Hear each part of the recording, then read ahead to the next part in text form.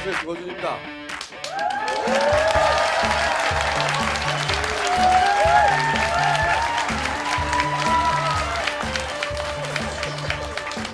제가 5년 전에 뉴욕타임즈를 시작할 때 첫 멘트가 그거였어요.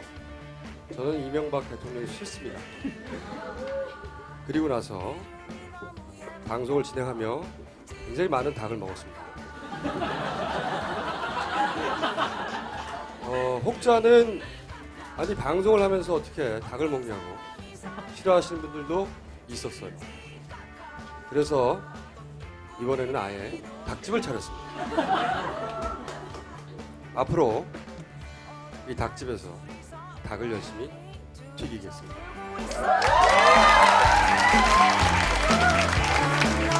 자, 시작합니다.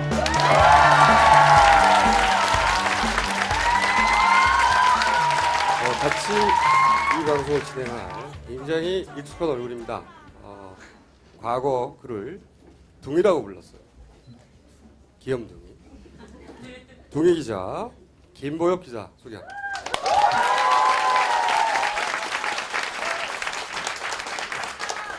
원래는 그 시사게이트를 진행하면서 그거를 좀 많이 지웠었거든요. 그리고 그렇게 불렀다고 하지만 처음에 그렇게 부른 사람은 김어준 총수였습니다. 김어준 총수가 부르니까 그렇게 따라 부르는 사람들이 조금씩 늘었어요. 하지만 저는 그 이름을 이제 더 이상 원치 않습니다. 그러므로 그거는 잊어주시고요. 생각해보니까 길게 얘기하지 말까요? 네. 아무튼 닭집에서 닭은 네. 특정 인사를 지칭하는 건 아니죠? 아닙니다. 네. 그냥 보통 명사 닭이죠? 그렇죠. 닭은 매우 여러 가지 방식으로 요리할 수 있다. 앞으로 말 나온 김에 닭 요리 레시피도 저희가 접수하겠습니다. 이렇게 하면 닭이 맛있다. 동영상으로 찍거나 사진으로 보내주시면 저희가 코너 하나 장만해가지고 요리 소개도 하겠습니다. 자, 제 인사말 마무리 짓겠습니다. 김어준 총수와 송채경화 기자와 함께 이 쇼를 꼭 필요하고 재밌는 닭집 쇼로 만들 수 있도록 저도 힘을 보태겠습니다. 고맙습니다. 자, 그 옆에 계신 분은 한겨레 신문, 네, 송채경화 기자입니다. 안녕하세요. 네, 저는 정치부에서 새누리당 출입하고 있고요. 사실 이렇게 많은 분들 앞에서 뭐 이런 거 진행하는 게 처음이어가지고 좀 얼떨떨한데 앞으로 재밌게 잘 해봤으면 좋겠습니다. 감사합니다. 이야기하는 걸 들어보니까 오래 가진 못할 것 같아요. 자, 한겨레에서 이렇게 얘기를 했어요. 한겨레 TV 부장님이 첫 프로그램의 조회수가 20만이 안 나오면 프로그램을 내리겠다. 웃기고 있다라고 말하고 싶습니다. 자, 그러므로 이 방송이 업로드되면 여러분들은 한 사람당 10회 이상씩 클릭을 해주시기 바라고. 자, 코너를 또 저희 PD가 만들었어요. 송채경화 기자의 KFC 이슈 브리핑이라는 코너입니다. 자, 이 코너부터 먼저 보시겠습니다.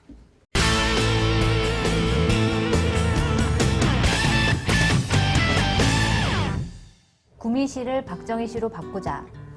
새누리당의 박승호 경북도지사 예비후보가 이런 제안을 해서 논란이 일고 있습니다. 박정희시라고 하면 외국에 더 잘 알릴 수 있어서 수출에 도움이 된다고 합니다. 정말 수출에 도움이 된다고 생각하는 걸까요? 누리꾼들 사이에서는 일본 수출을 늘리기 위해서는 다카키 마사오시라고 쓰는 게 낫지 않겠냐는 의견이 나오고 있습니다. 쓸데없는 규제는 우리가 쳐부술 원수, 제거해야 할 암덩어리다. 지난 10일 박근혜 대통령이 청와대 추석비서관 회의에서 한 말입니다. 마치 북한 방송에서 하는 것 같은 강한 표현인데요. 집권 2년차에 눈에 보이는 성과를 내야 하는 상황에서 박근혜 대통령이 참 절박했을 것이라는 분석입니다. 그런데 박근혜 대통령의 지난 1년을 보면 자신의 성씨처럼 박이 많습니다. 통일은 대박, 인사는 쪽박, 경제는 명박, 서민은 피박. 국정원 간첩 증거 조작 사건이 갈수록 점입 가경입니다. 검찰이 증거로 제출한 문서 3건이 모두 위조로 판명됐는데요. 중국 동포 이마모개 씨의 자술서 역시 조작되었다는 진술이 나왔습니다. 우리 사회 돌려막기 열풍이 일어나는 것 같습니다. 서민들은 카드 돌려막기 혹은 현금 서비스 돌려막기를 하고 있는데 국정원은 거짓말 돌려막기를 하고 있는 것 같습니다. 지난 10일 진주의 한 비닐하우스에서 운석으로 추정되는 돌이 떨어져서 화제인데요. 하늘에서 돌만 떨어지는 게 아닙니다. 공공기관에는 낙하산들이 줄줄이 떨어졌다고 합니다. 민병두 민주당 의원이 공개한 자료를 보면 친박근혜 대통령 인사가 84개 기관에 114명이나 된다고 하는데요. 당선인 시절에 열심히 일하는 사람들의 사기를 떨어뜨리는 낙하산 인사가 새 정부에선 없어져야 한다. 이랬던 박근혜 대통령의 말 어디로 갔을까요? 지금까지 KFC 이슈 브리핑이었습니다. 본격적인 오늘 이슈를 이야기하기 전에 이 KFC에 대한 문의가 많습니다. 제목이 무슨 뜻이냐? 뭐 FC를 많이 쓰는 데는 코리아 풋볼 센터 뭐 이렇게 할 수도 있고요. 근데 이제 내곡동에서 오신 분이 있는지 모르겠는데 그런 분들 입장에서 보자면 또 이 조어를 할 수 있어요. 코리아 페더레이션 오브 커뮤니스트. 그분들이 보기에 다 공산당이잖아요. 이게 재밌으라고 한 말이에요? 굉장히 재밌는 말이에요. 실패했고요. 켄터키 프라이드가 아니라 켄터키 플라이드. 켄터키에서 난 적이 있는 닭. 켄터키 비행닭이라고 할 수 있죠. 응? 또는 켄터키 프리치킨.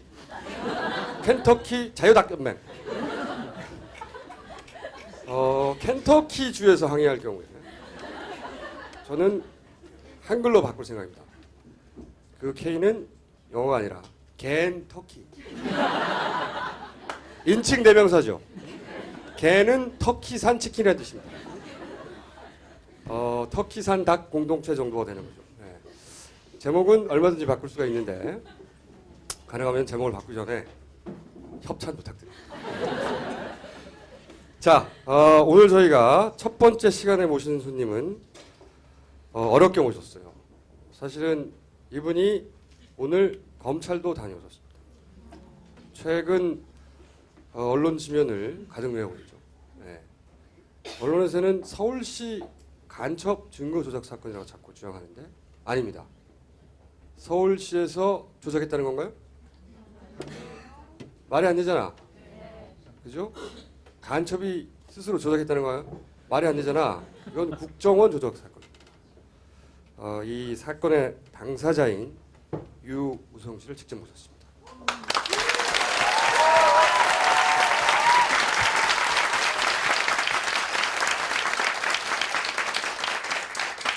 그리고 옆에 보시는 분은 이 사건을 해결하는데 혁혁한 공을 세웠다고 세간에 알려진 본인도 그렇게 주장하는 김용민 변호사 나오셨습니다. 네, 저렇게 준수한 용민이도 있군요. 네, 살이 살짝 빠진. 이 사건이 사실은 생각보다 복잡해요. 왜냐하면은 지명도 너무 많이 들려요. 그렇죠? 그리고 의문점도 많아요. 아니 왜 여동생은 그런 진술을 했을까? 그리고 문서가 너무 많이 등장해서 도대체 뭘 조작했다는 건지 모르겠어. 그렇죠? 오늘 다 정리. 혹시 한겨레 출입하는 송채 경환 기자는 이 사건에 대해 새누리당 기자입니다. 편집해 주세요. 새누리당의 반응 먼저 잠깐 전해 주신다면. 새누리당 같은 경우에는 처음에 이제 간첩 사건이라고 처음 나왔을 때 이제 간첩이 있다 이러면서 그것만 부각시켜서 얘기를 했고, 그다음에 조작 사건이 이제 본격적으로 터졌을 때 그때는 이거는 조작이 아니다라고 단언을 하는 이제 브리핑도 하고 막 그렇게 많이 했었어요. 2월 23일인가 그때 일요일이었는데 윤상현 새누리당 원내수석 부대표가 막 이렇게 세상에 국정원이랑 검찰에서 증거를 조작하다니 말이나 됩니까? 이렇게 얘기를 하더라고요. 그러면서 이거는 조작이 아니다라고 확신을 이제 했었고, 근데 이제 점점 이제 사건이 변해가면서 조선일보라든지 아니면 박근혜 대통령까지 나서서 유감을 표명하고, 그 이후부터 좀 심각성을 깨닫고 지금 국정원이 좀 어떻게 조치를 취해야 되는 거 아니냐, 지금 이렇게 지금 되어가고 있는 수순에 있습니다. 편집해 주시고요. 자, 왜 뭐가 좀 부족한가요? 더 설명을 해드릴까요? 얘기 쭉 진행하다 다시 한번 네, 물어볼게요. 알겠습니다. 임팩트 있게 전달해 주세요. 이 정치부 기자를 오래 하신 김보엽 기자는 이 사건을 어떻게 보십니까? 잘 보고 있습니다. 편집해 주시고요. 지금 새누리당 입장 얘기를 했는데 그거는 이제 그쪽도 얘기를 하잖아요. 몇몇 증거들이 조작이 됐다. 그런데 서류 몇 장 조작했다고 이미 간첩인데 간첩인지 아닌지가 중요하지 그까지 서류 몇 장 뭐 위조했다고 그게 큰 문제가 되느냐 이런 식으로 얘기를 하고 있죠. 그 서류로 간첩을 만든 건데 그 서류 외에는 아무것도 없어요. 그렇죠? 앞뒤가 안 맞는 하지만 그다지 쓸모없는 그럼 편집하시고요. 자 그러면 이 사건을 한번 차근차근 짚어보기로 하겠습니다. 처음부터 이 사건은 몇 가지 스테이지가 있어요. 첫 번째 1심이 무죄된 건 아시죠? 1심이 무죄가 됐는데 이게 첫 번째 스테이지예요. 이때까지만 해도 사람들의 주목을 그다지 끌지 못했습니다. 이 사건이 시작된 게 언제입니까? 언론에 최초 보도된 거는 작년 1월 20일경쯤에 동아일보에서 서울시 공무원이 탈북자 출신의 서울시 공무원이 탈북자 정보 10,000명의 정보를 북한에 넘겼다라고 해서 대서특필했고 굉장히 새 벽두부터 아주 큰 충격을 가져다 줬죠. 그래서 사건이 진행이 2월 26일경에 검찰이 공소 제기를 해서 1심이 진행이 되고 8월 22일에 1심에서 전부 무죄가 선고됐습니다. 그 국가보안법 위반 간첩 혐의에 대해서 전부 무죄가 선고됐습니다. 1심에서는 검찰이 얘기했던 가장 유력하고 유일했던 증거가 여동생의 진술, 여동생이 오빠가 간첩 행위를 했습니다라고 했던 허위 자백이 있습니다. 그 허위 자백이 여동생이 나중에 법정에서는 내 말은 고문을 당해서 국정원 직원으로부터 고문을 당해서 나는 어쩔 수 없이 이렇게 얘기했습니다라고 해서 진술을 번복했고 결국에 이제 그것 때문에 무죄가 나왔는데요. 1심 무죄 이후에 항소심에서 검찰과 이제 국정원은 이제 이를 갈았을 것이고요. 어떻게든 여기서 반전을 깨야 되는데 무엇을 할까 하다가 결정적으로 생각을 한 것이 유우성 씨가 간첩, 북한에 미립북을 해서 간첩으로 포섭됐다라고 했던 시기에 마치 실제 진짜 북한에 갔다 온 것과 같은 출입경 기록 이것을 이제 증거로 냈습니다. 그래서 이제 변호인과 검찰이 굉장히 위조 여부 공방에 대해서 좀 많은 법정 싸움이 있었는데 중국에서 발급받았다고 했으니까 중국 당신네가 이게 진짜 발급한 게 맞는지 그래서 저희가 이제 사실조회 신청이라는 것을 합니다. 저희가 제출했던 출입경 기록 진본과 검찰이 제출한 출입경 기록 위조본 이것들을 다 모아가지고 중국 정부에 물어봤습니다. 그랬더니 중국 정부에서 올 2월 14일 날 검찰이 낸 문서 3개는 모두 다 위조다라고 답변이 왔고 변호인이 낸 문서 2가지가 있었는데 그 2가지는 모두 다 적법하다 그리고 그 내용도 다 맞다라고 이렇게 답변이 왔습니다. 변호사님 제가 질문할 때 짧게 답변해 주세요. 함부로 그렇게 길게 하지 마시고요. 그러니까 이 사건이 시작된 거는 2013년 1월부터예요. 그죠? 그러면서 서울시에 누가 있어요? 박씨 아저씨가 있잖아. 서울시에 간첩이 있다 이거야. 한마디로 말하면 그러면 당연히 그럼 박원순이 간첩을 채용한 거야? 이렇게 연결된단 말이죠. 박원순 서울시장이 운영하는 그 서울시 공공기관에 간첩이 활약하고 있다. 근데 제가 한마디 네. 팩트를 정정하자면 그 유성 씨는 오세훈 시장 시절에 채용된 걸로 알고 있거든요. 그거니까요. 그래서 제가 여기서 그렇다면 채용을 언제 했습니까? 이렇게 물어보면 오세훈 시절에 그러면 제가 아니 이렇게 화가 내고 이렇게 돼야 되는데 스토리가 자 그러면 그냥 화내는 걸로 하겠습니다. 그래요? 오랜만에 들어보는 오세훈 고수의 꼭할콜 제 친구는 어디 있는지 지금 그러니까 사건 시작은 2013년 1월에 시작됐는데 채용은 정확하게 언제 된 거예요? 제가 채용은 2011년 6월 10일에 발령이 났습니다. 6월. 그러니까 박원순 시장이 2011년 10월에 당선됐어요. 그렇죠? 그리고 오세훈 시장이 자기 관둔다고 그립을 당해서 진짜로 관둬버린, 관둔다고 말하기 전이에요. 그렇죠? 그런데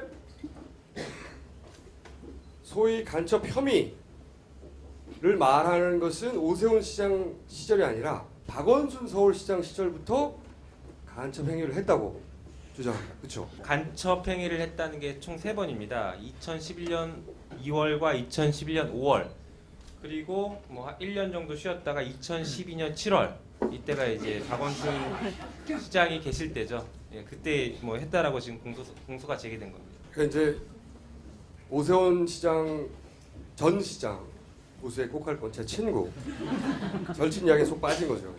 분명히 채용한 사람 정말로 책임을 묻자면 거기서 따져야 되는 건데 서로 이게 진짜 문제가 있는 사건이라 하더라도 그렇죠. 근데 이제 이 사건을 쭉 기사로 접한 분들의 공통적인 첫 번째 의문은 뭐냐면 여동생이 친여동생이 오빠가 간첩이라고 진술할 수가 있느냐 이거죠. 물론 이 진술 자체가 허위 진술이고 또 고문에 의한 것이라고 법원에서 무죄를 내긴 냈어요. 근데 일반적으로는 아니 여동생이 어떻게 그런 얘기까지 할 수 있냐고. 제가 가진 첫 번째 의문입니다. 이게 실제로 저도 그랬고 김보엽 기자도 그랬을걸요? 아마 그렇겠죠. 여기 오셨으니까 내일치 한겨레 신문 일면 톱 이거 좀 알려드려야 되잖아요. 제가 미리 보고 왔더니 제목은 검찰도 증거 은닉하고 허위 진술 유도했다. 했을 가능성, 했다는 의혹이 아니라 단정적으로 표현을 했죠. 그만한 사실이 있기 때문입니다. 방금 총수가 얘기한 부분이 그 여동생 부분인데 이게 제가 참 좀 그래요. 굉장히 두 분 혹은 여러분들이 가슴 아프고 고통스러웠던 시절을 좀 재밌게 얘기하려는 게 전 참 고통스럽습니다. 그 검찰 얘기 중에 어떤 대목이 있냐면 이제 동생분이 국정원에서 한참 이렇게 시달리고 고문도 당하고 해서 국정원이 원하는 대로 다 써줬단 말입니다. 근데 검찰에 와서 다시 한번 조사를 받아요. 검사가 국정원에서 이제 넘어왔으니 편하게 모든 거 얘기해도 된다. 그 진술한 게 다 맞느냐 그랬더니 이 동생분이 그렇게 얘기하는 거죠. 아니에요. 그거 사실 다 허위고요. 진짜는 이겁니다라고 얘기를 했더니 검사가 딱 나가더래요. 굉장히 깝깝한 얼굴로 다시 들어와서 아니 그렇게 하면 내가 못 도와주지. 내가 도와줄 테니까 국정원에서 얘기한 대로 다시 검찰에서도 얘기해라. 그거는 검찰이 이미 사실관계를 파악하고 수사를 했던 검사조차도 다 알면서도 증거를 은닉하고 사건을 조작하는데 적극적으로 개입했다는 거죠. 이런 얘기 듣고 싶으신 거죠? 잘했죠. 네. 제가 지금 우리 총수님 뭐 재판도 또 하고 있어서 여기 잘못 말씀하시면 또 재판할까봐 걱정돼서 말씀드리는 건데 그 1심 재판부는 여동생의 그 허위 진술에 대해서 신빙성은 없다라고 판단은 했지만 고문을 당해서 거짓말한 건 아니다라고 판단을 했습니다. 굉장히 좀 약간 모순된 판단을 했는데 저희가 지금 항소심에서 그 부분이 지금 쟁점이 되고 있는 거예요. 그러니까 재판부는 고문을 당해서 그렇게 허위 진술했다고까지 인정하지 않았군요. 그렇죠. 말 자체가 말이 안 된다 이런 취지죠. 앞뒤가 안 맞는다. 네네. 그 정도로.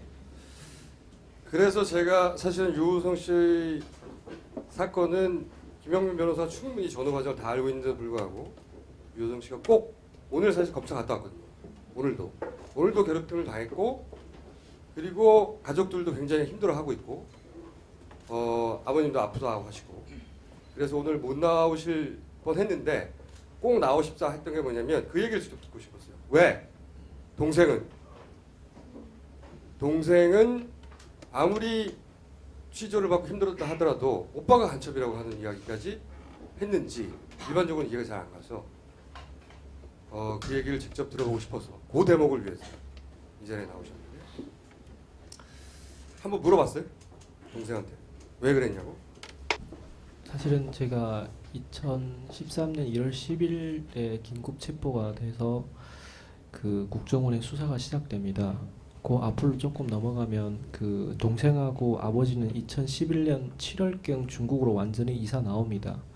동생은 중국에서 한 1년 정도로 정착하면서 북한에서 금방 넘어갔으니까 뭐 아무것도 모르니까 그 약간 그 사회에 대해서나 아버지가 몸 상태가 안 좋아서 그 아버지를 좀 돌보면서 한 1년 정도 지냈고요.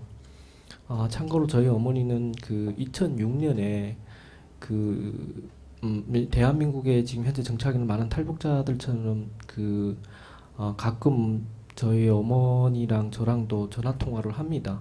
그 국경지대 가까이 있을 때는 우리가 배 타고 이제 뭐 바다에 나가면 그 어느 정도 지대에 나가면 신호를 받고 전화 통화를 하는 것처럼 북한에서도 중국 전화를 가져다가 쓰면 어느 정도 위치에 있으면 그 신호를 잡고 몰래 전화를 합니다. 북한 정부에서는 그렇게 전화를 하는 걸 잡고요. 그래서 2006년경 저는 저희 엄마하고 전화 통화를 하는 도중에 어머니가 전화가 끊깁니다. 아무 원인도 없이 끊기고 그로부터 24시간이 지나서 저는 중국에 있는 친척들로부터 어머니가 그 전화 통화를 하다가 그 북한 보위부 기관에 그 탐지기에 걸려서 조사를 받다가 심장마비로 돌아가셨다고 하더라고요. 사실은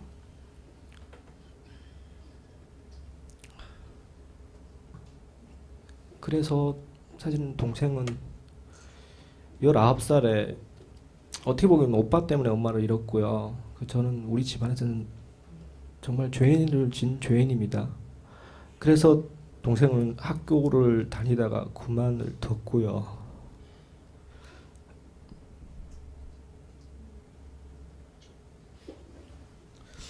죄송합니다.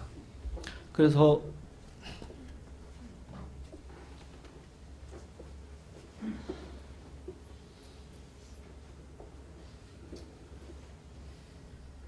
몇 년 지난 뒤에 제가 아버지하고 동생을 중국에 데리고 들어옵니다. 왜냐하면 아버지하고 동생을 더 이상 북한에서 고생시키기 싫었기 때문에. 그게 2011년도였습니다.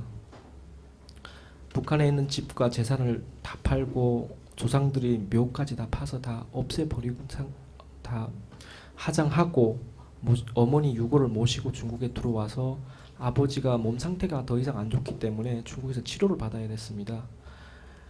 그 아버지는 혼자서 중국에서 계속해서 살 수가 없어서 아버지가 옛날에 알던 분하고 교제를 가지면서 장래 앞으로 새엄마 될 수도 있는 분을 만나게 됩니다. 그 1년 뒤에 2012년도경에. 그래서 동생은 더 이상 아버지랑 같이 아버지를 모실 같이 안 있어도 될 것 같은 판단이 들어서 제가 2011년도에 서울시에 들어가서 일을 하고 있어서 제가 돈을 벌 수가 있어서 동생을 데리고 들어오게 되면 사실은 저 때문에 어떻게 보게 되면 학교도 못 다니고 아버지를 모셨고 집안일을 했기 때문에 제가 데려다가 학교도 보내주고 한국에서 좋은 남자를 만나서 시집도 보내려고 했습니다. 정말 너무 오랜 시간 동안 저도 한국에서 10년 가까이 혼자서 살았고요. 그래서 그것 때문에 동생을 데리고 들어오게 됐고 제가 직접 데리고 들어와서 국정원에 신고를 했습니다. 동생을 데리고 왔다고. 그렇게 3개월이 지나서 저는 간첩이 됐고요.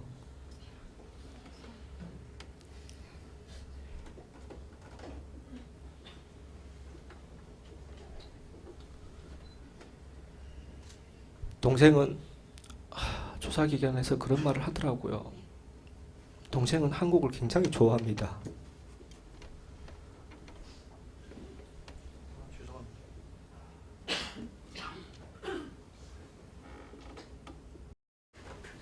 제가 어제 동생하고 전화통화를 했습니다. 오빠 내일에 검찰에 조사 간다 하니까 동생이 검찰에 가게 되면 오빠 내 대신에 꼭 한 가지만 물어봐달라 그러더라고요. 동생이 조사를 받기 시작하면서 여러분들도 기사를 많이 보고 아시겠지만 저는 북한에서 태어나고 자랐지만 제북 하교입니다.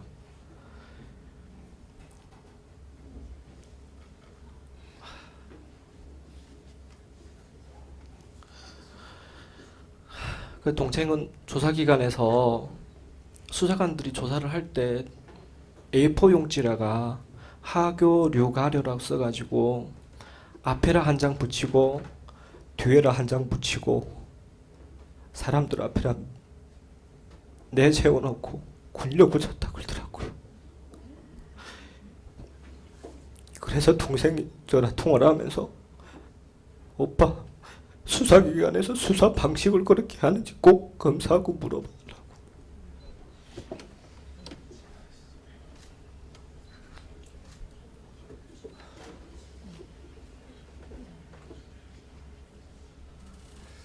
거기 쓰라고 한 글씨의 뜻이 뭐예요? 북한에서 살고 있는 제북 하교가 들어왔다고. 그래 동생은 엄청 많이 울었어요. 모르겠습니다. 진짜 수사기관이 그런 방식으로 수사를 해가지고 어떤 사람을 모욕 주고 굴욕 줘가지고 어떤 진술을 그렇게 받아낸 그런 방식이 있는지는 저도 지금도 잘 모르겠고요. 그 동생은 그렇게 조사를, 사실은 저는 국정원에서 20일 동안 조사를 받고 검찰에서 30일 조사를 받았습니다. 그리고 50일 조사를 받았습니다. 서울구치소에서 편지를 쓸 수도 있었고요. 영치공이 있으면 사탕하고 과자도 사 먹을 수가 있었습니다. 동생은 정확히 6개월 동안 179일 동안 혼자서 조사를 받았고요.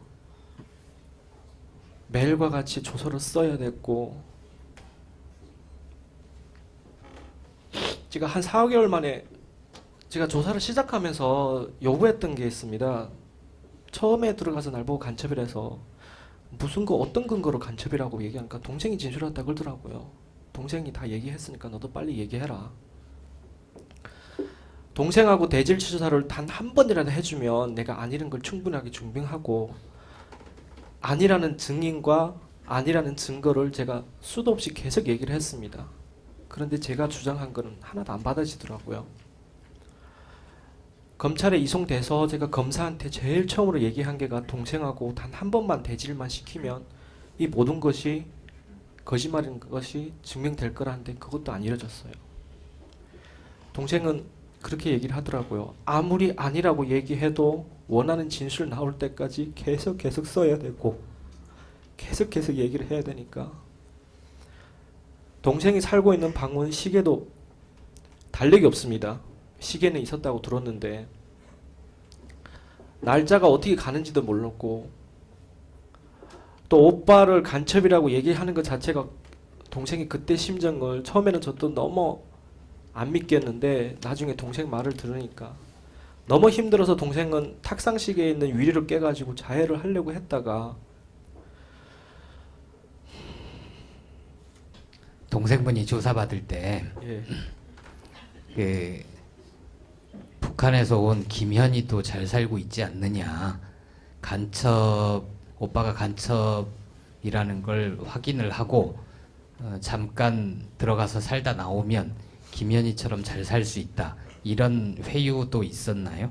예, 실질적으로 그게 재판 공판서에도 나와 있고, 예, 동생이 많은 사람들은 잘 몰라요. 동생이 아무튼 나왔잖아요. 이렇게 생각할 건데 동생이 나온 거는 여기 옆에 계시는 김용민 변호사님과 여러 변호사님들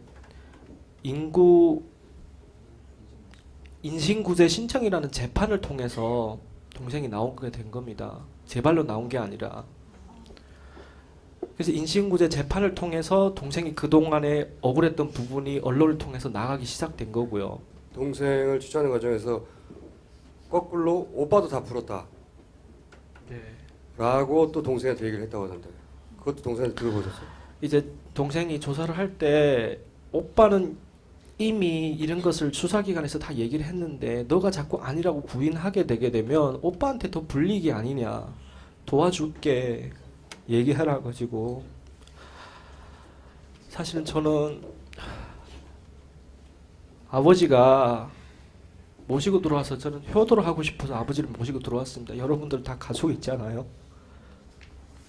저도 아버지를 효도해서 중국에 모셨는데 아버지는 1년도 안 된 사이에 10년 이상을 늙었고 사실은 콩팥에 종양이 생겨서 수술을 해야 되는데 재판 때문에 수술도 못 하고 있고, 검찰은 공소 유지를 하겠다고 계속 그리고 있고. 그래서 여동생이 고문도 당했다고 나중에 보도가 됐는데 그 내용은 뭐예요? 동생이 초식에 처음에 들어갔을 때 여자 수사관하고 남자 수사관이 있었다고 합니다. 남자 수사관은 그 머리를 때렸다고 하고, 여자 수사관은 머리를 이렇게, 머리 여자가 조금 기니까 머리를 잡아당기면서 그렇게 수사를 했다고 그러더라고요. 저기에. 사실은 저는 그런 얘기를 했을 때, 처음에 동생 기자회견을 통해서 그런 얘기를 나왔을 때 저는 너무나 쇼킹했고요. 지금 사실은 21세기에 2013년도 과연 이런 일이 일어날 수 있는지 도저히 저는 이해가 돼요. 이제 요 이야기는 여기까지 하기로 하고, 그리고 어려운 자리에 직접 얼굴을 내고, 이렇게 많은 분들이 오신 자리에서 얼굴을 직접 내고 인터뷰를 하는 건 처음이에요. 여기까지만 하고 이제 나가실 건데 박수 부탁드립니다.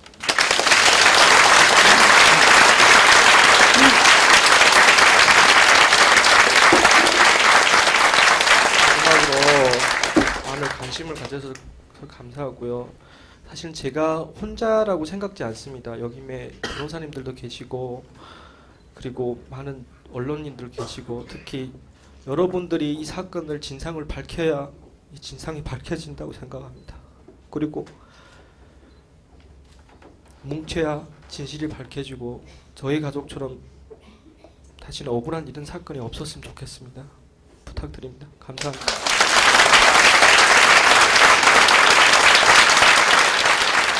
그리고 이제 사건은 사실은 이 정도 됐으면 끝날 줄 알았는데 2라운드가 시작돼요. 아까 이제 김용민 변호사께서 두서없이 얘기했던 전혀 귀에 들어오지 않는 요약 있지 않습니까? 이제 항소심이 벌어진 거예요. 항소심이 두 번째 재판. 여기서는 첫 번째로 서류 공방전이 벌어져요. 아까 여러 가지 서류가 등장했잖아요. 딱 한번 정리해 드릴게요. 중요한 서류가 5개가 등장합니다. 5개. 첫 번째 서류 제가 여기 적어놨어요. 저도 못 외워가지고. 일단 국정원이 검찰에 건네서 법원에 제출된, 국정원이 만든, 아직까지 만든이라고 하지 맙시다. 국정원이 제출한 서류 3가지 중요한 거. 첫 번째, 활용시. 외워두세요. 활용. 언론에서는 허룽이라고도 합니다. 같은 데인지 몰라 헷갈려. 그래서 활용시 공항국 입경관리과. 별로 어려워요? 에서 발급한 출입경 기록. 이걸 우리나라 말로 쉽게 얘기하면 여권 아니 출입국 기록 같은 거죠. 우리말로 하면. 네, 간단하네요. 두 번째는 또 활용시 공항국에서 발급을 하고, 맞나요 이게? 심양에 있는 대한민국 총영사관 앞으로 보냈다고 하는 확인서가 하나 있습니다. 그게 뭐냐면 그 내용이 맞다. 1번이 말하자면 그런 내용이죠. 1번 우리가 발급했다. 2번이에요. 그러니까 하나는 출입국 기록, 두 번째는 그게 맞다. 2번은 1번이 맞다. 묶인 거예요. 그리고 세 번째가 뭐냐면 삼합이 등장합니다. 여기서부터 진짜 헷갈리기 시작해요. 어떤 언론에서는 싼호라고 중국식 발음으로 표기하기도 하는데, 삼합. 활용이 하나 있었고 삼합이 하나 있습니다. 이제 삼합 변방 검사창. 뭐야 이게? 여기서 정황 설명서가 나옵니다. 이게 뭡니까? 어려운 거 저한테는 아끼시는데 좀 설명이 필요합니다. 그 유우성 씨 원본 출입경 기록에 보면은 뭐 이상한 오류가 하나 등장합니다. 그 2006년 5월 27일 날 북한에서 중국으로 온 다음에 출이죠, 출? 네, 입이죠. 중국 입장에서는 중국 입장에서 입. 중국에 북한에서 들어왔다고? 왔으니까 입. 입. 네. 내가 잘못했어.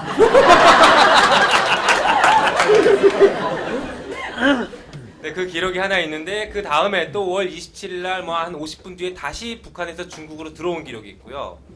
그리고 6월 10일 날 또 북한에서 중국으로 들어오는 기록이 있습니다. 다시 말해서 중국으로 들어오는 거만 있는 거예요. 3번 연속으로. 북한에 나간 적은 한 번인데 중국에 3번 들어오는 기록이 있습니다. 그것도 어떤 날은 하루에 50분 간격으로 다시 출국에 다시 들어온 거야. 네. 근데 출국 기록도 없지. 입. 네, 그래서 이게- 네. 이 원본 기록이 이상하니까 저희들도 봤을 때 이상하니까 뭐 이게 맞는지를 그 삼합이라는 곳에 가서 저희가 확인서를 받아왔습니다. 그때 삼합에서는 아 이거 기록 오류다. 자기네가 시스템 뭐 전산 시스템을 만들면서 오류가 생긴 거다. 그래서 아예 없는 기록이다. 이렇게 답변을 해줬어요. 그게 이제 뭐 정황 설명서라는 뭐 저희가 답변서를 들고 왔는데 그거를 법원에 제출하니까 검찰에서는 뭐 국정원을 시켰겠죠. 국정원에서 다시 저희가 그 받아온 삼합에서 받아온 문서가 위조다. 이게 3번이에요. 그게 3번입니다. 예. 이제 이해했죠? 졸라 복잡해. 4번. 출국 기록이 저쪽에서 이상하게 있으니까 진짜를 떼고 싶었던 거죠. 그래서 여기서도 출국 기록을 따로 갔어요. 이번엔 연변이 나옵니다. 연변 조선족 자치주 공안국 출입경 관리국.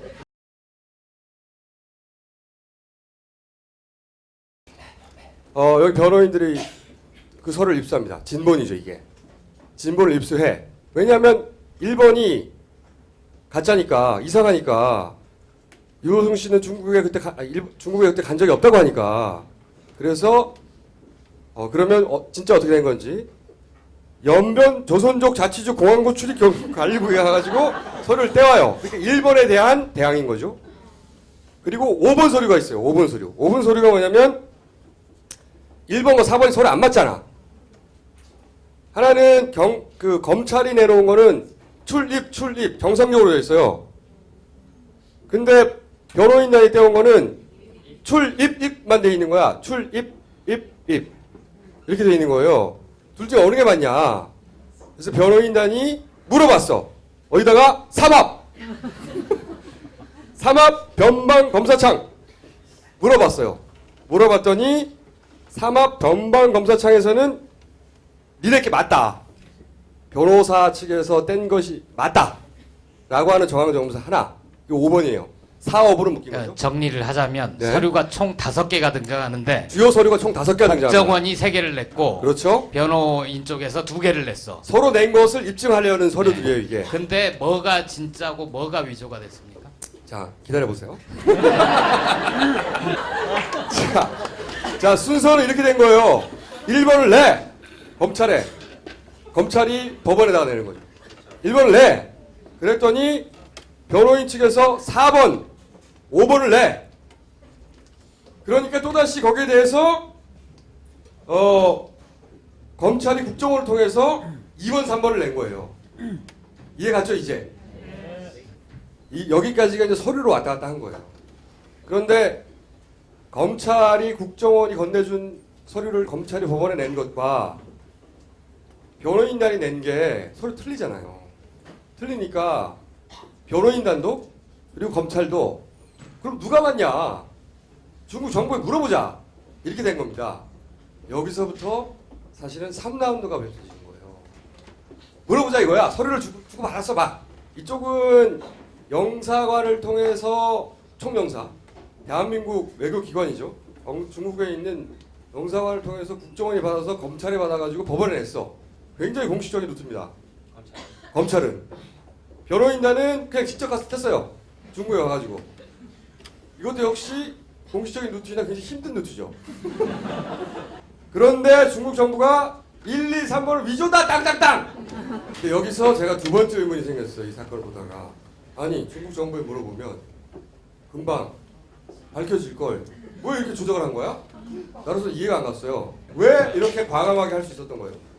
과감한 이유가 중국이 원래 답변을 안 합니다.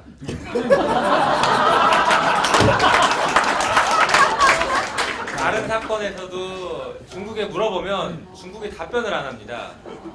그런데 이 사건에서도 사실은 저희도 답변 올지 기대 안 하고 물어봤고 검찰도 자신 있었던 거야. 자신 있어. 사실은 저희가 먼저 물어봤고 검찰이 몇년 뒤에 올 거라고 그렇지. 생각. 검찰이 저희가 물어보니까 자기는 가만히 있으면 안 되니까 3일 뒤에 물어봅니다. 자기들도. 네. 그래서 양쪽에서 물어본 거예요. 그렇죠. 답변 안 올 줄 알고 물어봤는데 갑자기 답변이 옵니다.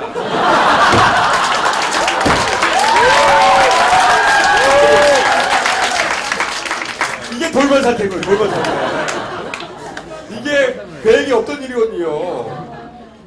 답변이 왔다는 게 이게 그러니까 국정원 입장에서 보자면 계획이 틀어지기 시작한 거예요. 중국이 내정 간섭한 거 아니에요? 답변이 안 할 줄 알았다는 거. 저도 처음에 이렇게 궁금했거든요. 근데 전례가 없어요. 중국 정부가 이렇게 국내 한국의 재판 관련이나 이런 관련해서 뭔가 조회를 하면 답변 안 해준대요. 이번에는 한 거야.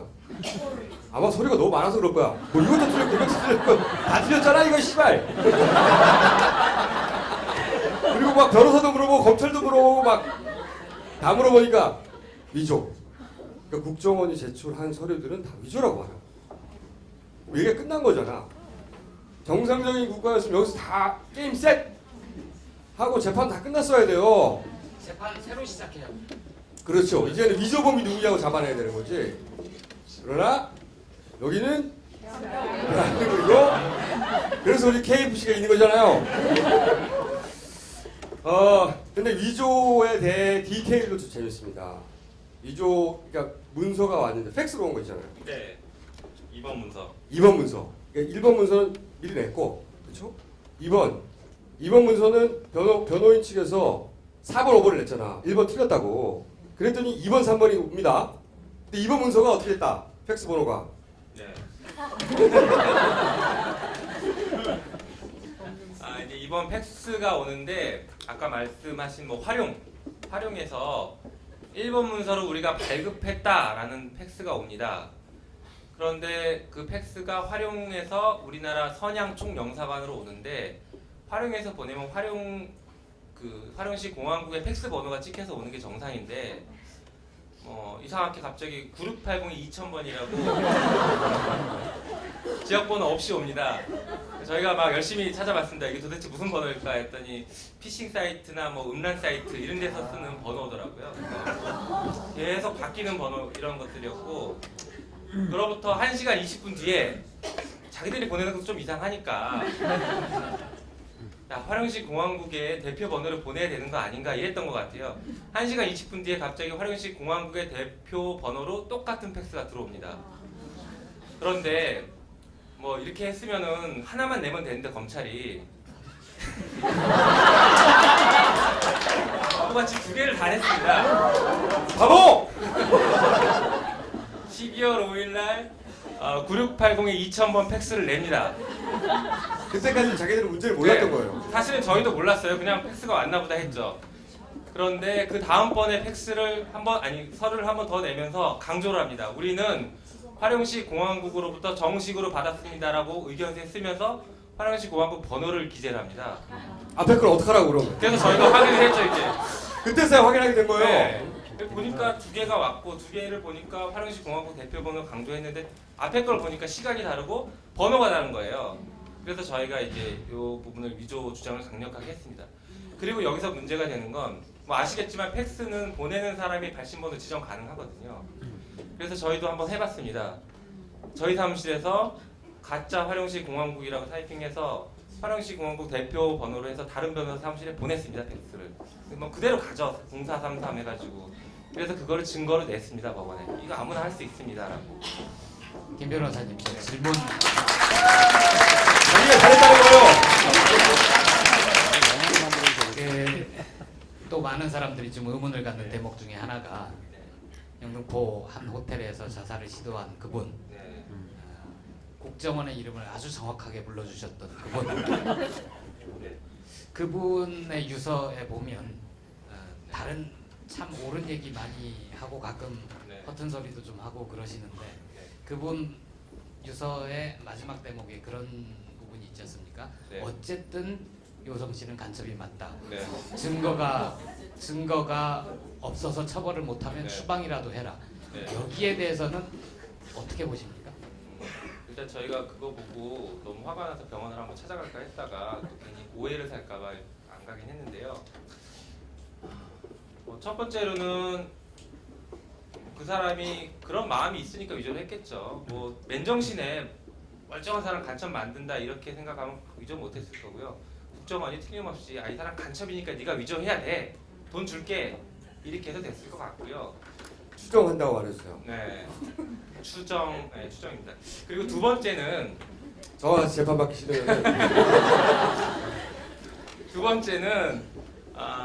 그 사람이 정말 간첩인 게 확신이 있다라고 하면 검찰과 국정원에서는 이미 진작에 증인 신청했을 겁니다. 네, 그 사람 국정원과 검찰에서는 1심, 2심 하면서 워낙 증거가 없으니까 뭐 조금이라도 이상한 거 있으면 증거를 다 냈습니다. 그런데 그렇게 강력하게 확신을 갖고 있는 사람을 증인으로 신청 안 했다는 건 자기 혼자 착각에 빠져 있는 사람이다 이렇게 생각이 들어요. 가장 궁금한 게 뭐냐면, 그러니까 유우성 씨가 만약에 간첩이 아니라면 도대체 국정원이 왜 무슨 이유로 유우성 씨를 간첩으로 몰아서 어떤 이득을 얻기 위해서 그런 행위를 했는지 그게 가장 궁금하거든요. 의도 그건 자체가. 제가 보기에는 근데 이 변호사님이 답변할 통계 내용이 아니에요. 그럼 누가 답변을 해야 되나요? 그럼 우리끼리 추정해야 돼. 근데 변호사님이 이 사건을 가장 길게 보셨으니까 변호사님 추측하는 뭐 어떤 네. 것들이 있을 것 원래 이제 같아서. 변호사들 추측하는 얘기를 잘 안 하긴 하는데요. 여기서부터는 제가 책임질 수 없습니다. 신변의 안전을. 네, 뭐 이미 뭐 언론 인터뷰 나 사실 국정원에서 저희 변호인단한테 뭐 고소도 했고요. 명예훼손으로 고소도 했고 지금 뭐 6억 원의 손해배상 청구도 해놓은 상태입니다. 그래서 저도 지금 재판 진행 중입니다. 국정원 직원들이랑. 그래서 뭐 크게 무서울 건 일단 없고 사실은 저희도 그게 제일 궁금합니다. 진짜 진실이 뭐고 얘들이 왜 뭐 멀쩡한 유우성 씨를 이렇게 했을까 제일 궁금하긴 한데 뭐 몇 가지 뭐 진행하면서 좀 추측 가능한 것들이요. 국정원 직원들 개인들 입장에서 보면 자기들 뭐 승진이나 뭐 이런 것들의 개인적인 영달이 뭐 기본적인 바탕이었을 것 같고요. 국정원 조직 차원에서 보자면 그리고 검찰 조직 차원에서 보자면 이 사건을 정치적으로 좀 이용을 했다라고 생각이 듭니다. 예, 마침 또 이 사건이 언론에 대대적으로 보도가 된 때가 국정원 댓글 사건이 한참 시끄러웠던 그 시기여서 댓글 사건을 덮으려고 좀 성급하게 터뜨린 게 아닌가 이런 좀 생각이 들어요. 저도 사실은 그 의문에 대해서 생각을 해봤는데 제가 의문이었던 건 뭐냐면 댓글 사건이 터진 건 2012년 12월 11일이었거든요. 네. 근데 그 류가려 씨 그러니까 유우성 씨 동생분이 그러니까 국정원에 잡혀가서 그러니까 허위 진술을 강요받은 것은 2012년 11월부터란 말이에요. 그러니까 사실은 댓글 사건이 터지기 전부터 이 여동생은 그러니까 허위 진술을 하라고 요구를 받았어요. 네. 그렇기 때문에 그 시기상 과연 그 댓글 사건을 무마하기 위해서 국정원 이런 것들을 꾸몄을 거라는 약간 그 정황상이 안 맞는 부분이 좀 있더라고요. 거기에 제가 두 가지 답변 드릴 수 있을 것 같은데요. 첫 번째가 국정원에서는 지금 북한 탈북자들을 중앙합동신문센터라는 곳에서 계속 조사를 하고 있어요. 최장 6개월 동안. 그 과정에서 간첩으로 의심될 수 있는 사람들에 대한 정보가 너무 많아요. 그게 막 만들었을 수도 있고 실제 자기들이 의심했을 수도 있는데 그래서 굉장히 많은 카드를 만지작 하고 있습니다. 만약에 국정원에서 어떤 댓글 사건이나 어떤 정치적인 대형 이슈가 터지지 않았으면 이 사건도 그냥 수면 아래로 가라앉았을 가능성도 있어요. 혹은 나중에 나왔을 수도 있죠. 그게 이제 만지작거리다가 언젠간 터뜨렸을 수 있는데 그게 이제 첫 번째 가능성일 수 있고요. 두 번째는 그 당시에 이제 대선이 한참 얘기가 되고 있었고 양 그 대표 주자 모두가 국정원에 대한 어떤 개혁안을 얘기하고 있었고 뭐 수사권에 대해서 뭐 여러 가지 얘기들이 나오고 있을 때였어요.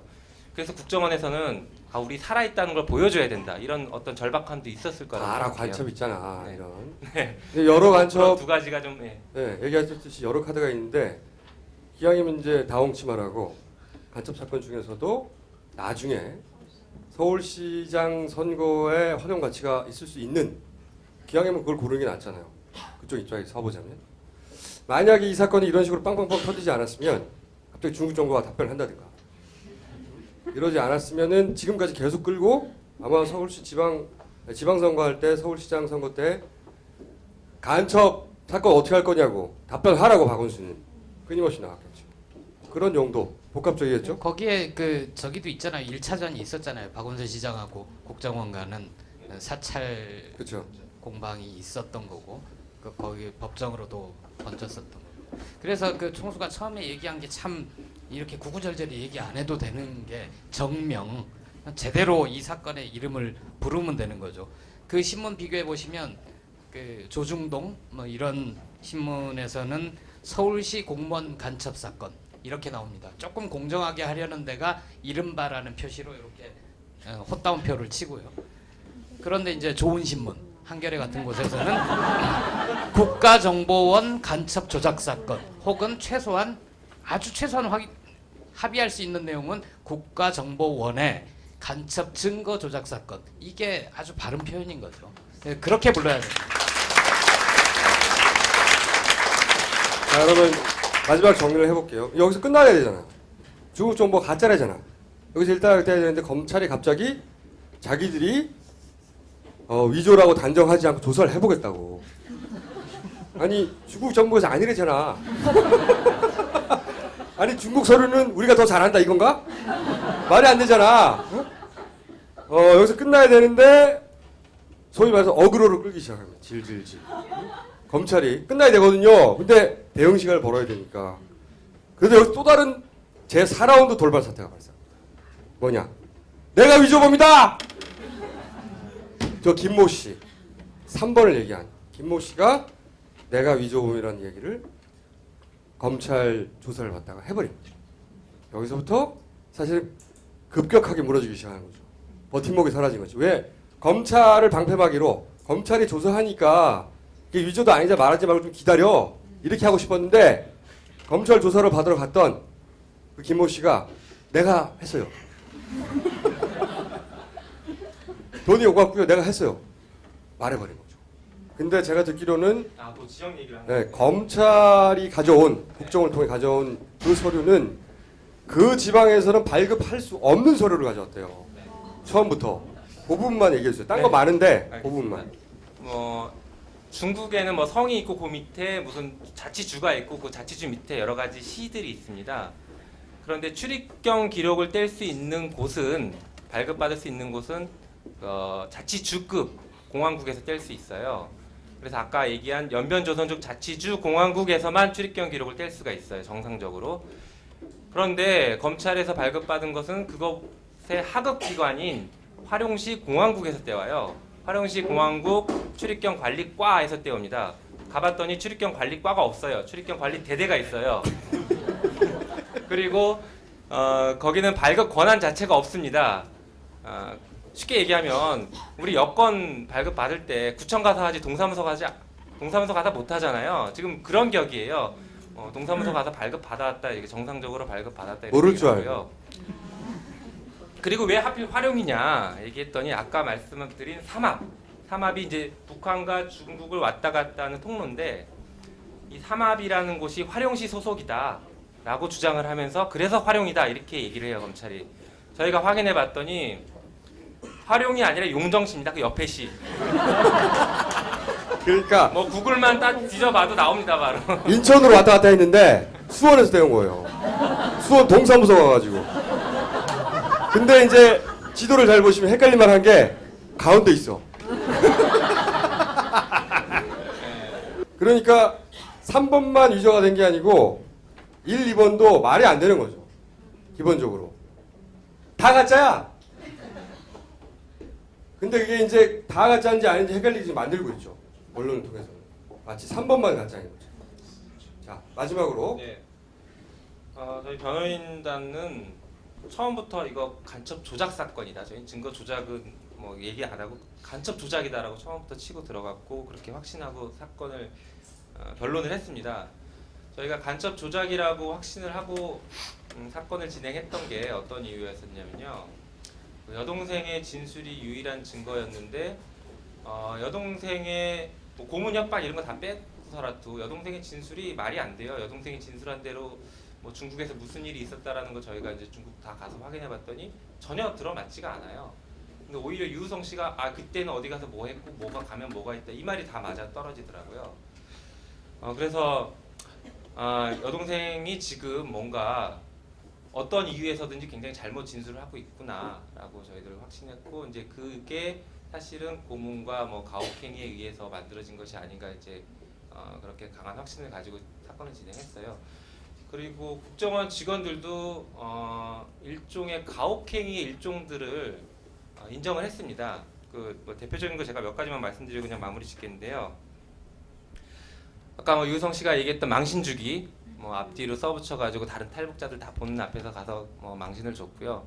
그래서 예전에 이제 유태인들 별 그린 거 똑같은 네, 거예요. 약간 그런 낙인을 찍었어요. 그래서 일단 뭐 여동생의 길을 한번 완전히 꺾어 놓은 상태에서 이제 이건 다 이제 국정원 직원들이 인정한 것만 제가 말씀을 드리는데 기가 꺾인 상태에서 이제 좀 무섭게 생긴 남자 국정원 직원은 계속 반말을 합니다.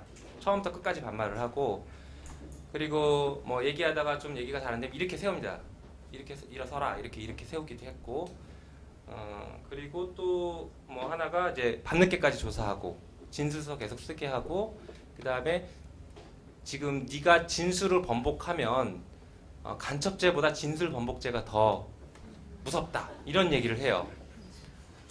제가 변호사 생활 10년 하면서 진술 번복죄 한 번도 안 들어봤습니다. 처음 들어보는 말을 이제 국정원 직원한테 들어서 여동생이 너무 조사받다 힘들어서 자살 시도를 해요.